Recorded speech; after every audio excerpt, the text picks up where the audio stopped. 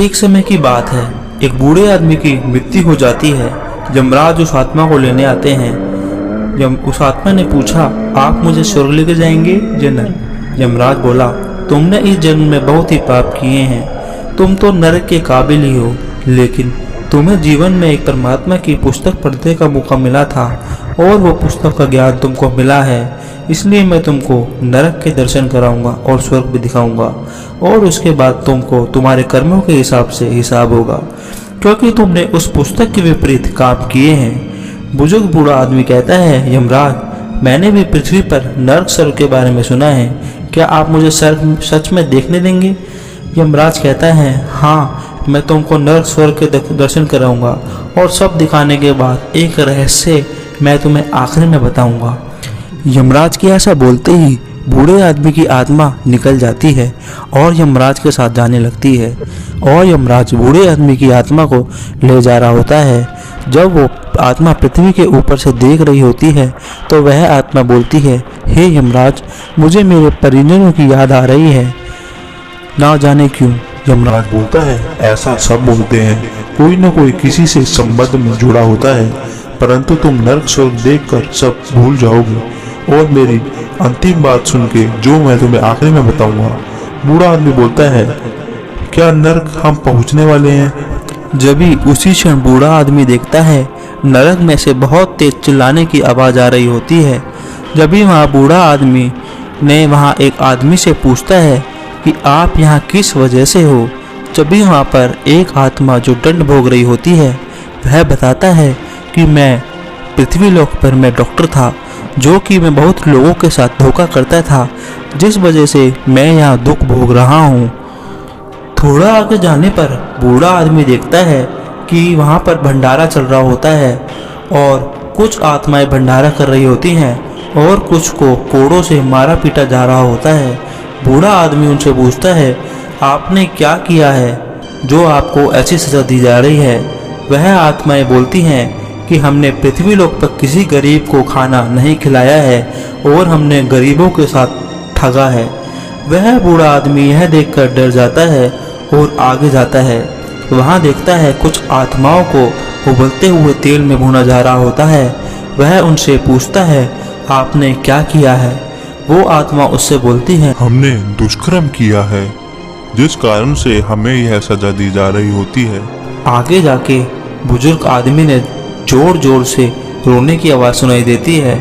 वहाँ बूढ़ा आदमी देखता है कि सभी लोग दुबले पतले बीमार दिखाई दे रहे थे। बूढ़े आदमी ने उनसे पूछा, आप सबकी हालत ऐसी क्यों है? वहाँ के सभी लोगों ने बताया कि हम जब से यहाँ आए हैं हमको एक भी दिन खाना नहीं मिला है। यह देखकर बूढ़ा आदमी देखता है थोड़ी ही दूर एक बहुत बड़ा भगोना रखा रहता है।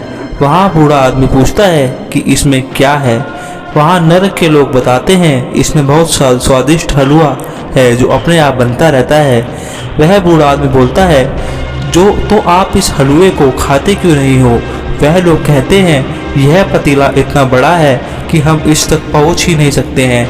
यह देखकर बूढ़ा आदमी बहुत ही ज़्यादा दुखी हो जाता है। जब भी बूढ़ा आदमी आगे की ओर बढ़ता है और वह देखता है कि कुछ आत्माओं को कोयले पर रखा है और उनके ऊपर कीड़े हैं। उन्होंने बताया कि हमने जीवन में बस झूठ, नशा खोरी, चोरी, दूसरों के साथ ठगी की है, जिस कारण से हमको यह सजा मिल रही है। उसी समय बूढ़ा आदमी देखता है कि कुछ लोगों को एक नदी जिसका नाम वेदी नदी होता है, जो कि निरंतर कोयलों और आग से भरी होती है, उसमें लोगों को फेंका जा रहा होता है। तो वह उसका कारण पूछता है तो वह लोग बताते हैं कि हमने अपने जीवन में आत्महत्या की थी खुद की, जिस कारण से आज हमको ये सजा दी जा रही होती है। बूढ़ा आदमी यमराज से कहता है, हे यमराज, आप मुझे स्वर्ग दिखाओ। यमराज उस बूढ़े आदमी को उड़ा के स्वर्ग लेके जाता है और बूढ़े आदमी देखता है कि स्वर्ग में तो लोग बहुत चुस्त लोग दिखाई दे रहे हैं। बूढ़ा आदमी की नज़र वहाँ भी बड़े पतीले पर जाती है। वह पूछता है, क्या आपको खाना मिलता है?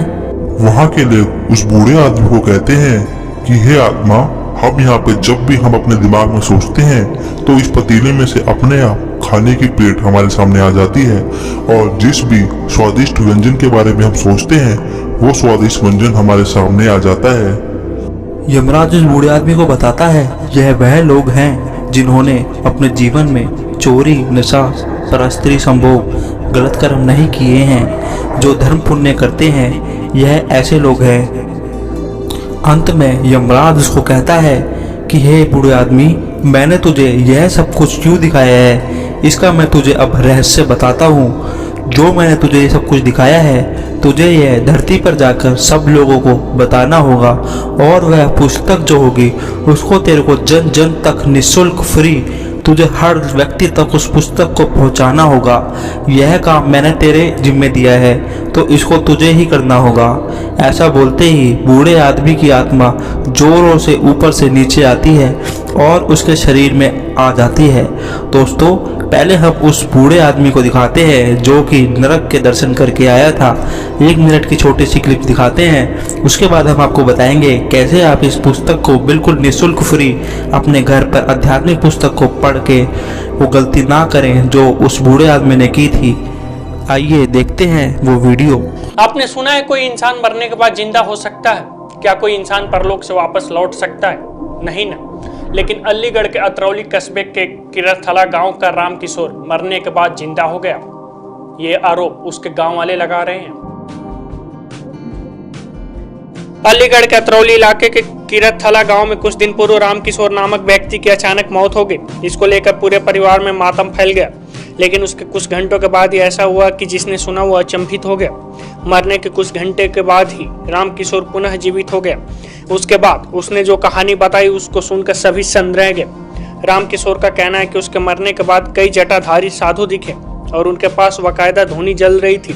उनके पास एक रजिस्टर भी था जिसमें उसका सब लेखा जोखा देखा। तो उन्होंने उसको वहां से धक्का दे दिया और उसके बाद फिर राम किशोर अपनी जीवित होने की बात कहता है।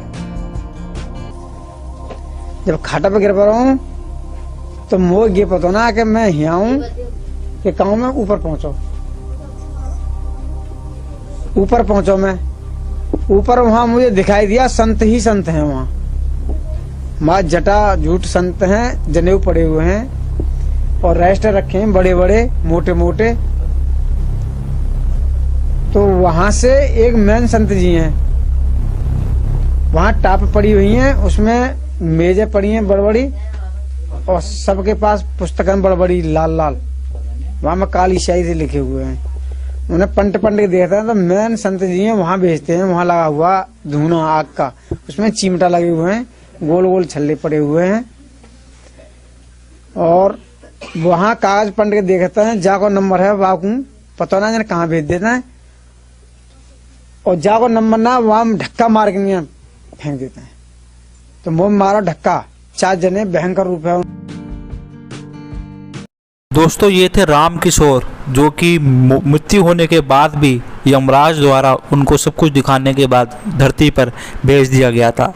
दोस्तों, वह पुस्तक जिसका राज आपको आज हम खोलेंगे, उस पुस्तक को आप निःशुल्क अपने घर पे मंगा सकते हैं। दोस्तों, इस वीडियो को अंत तक देखिएगा, आपको बताते हैं उस पुस्तक को आप कैसे अपने घर पे मंगा सकते हैं। दोस्तों, आइए मैं अब आपको समझाता हूँ उस पुस्तक को कैसे मंगा सकते हैं। आप देखिए पूरी बताता हूँ कैसे आपको इस पुस्तक को निःशुल्क परमात्मा की पुस्तक को आपको प्राप्त करना है। दोस्तों, पहली बात मैं आपको ये बता देता हूँ, अभी कोरोना वायरस चल रहा है, तो हो सकता है कोविड की वजह से, लॉकडाउन की वजह से आपको लॉकडाउन के बाद पुस्तक मिले।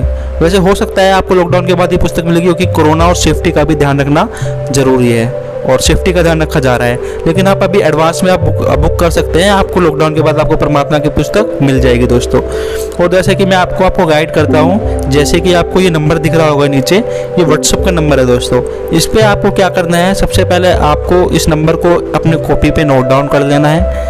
कॉपी पे नोट डाउन करने के बाद, और आपको मैं बताना चाहूँगा, इस नंबर पे आप कॉल मत कीजिएगा, अदरवाइज अगर आप इस नंबर पे कॉल करेंगे तो आपको ब्लॉक कर दिया जाएगा। आपको केवल इस नंबर पे आपको मैसेज करना है। ठीक है दोस्तों, तो मैं आपको आगे गाइड करता हूँ। सबसे पहले आपको यहाँ पे आपको जो भी इस पुस्तक का जो नाम है आप वो लिख लीजिए, या फिर आप कुछ भी लिख दीजिए, गॉड बुक ज्ञान गंगा, जैसा कि मैं लिख रहा हूँ। दोस्तों, आप देख सकते हैं,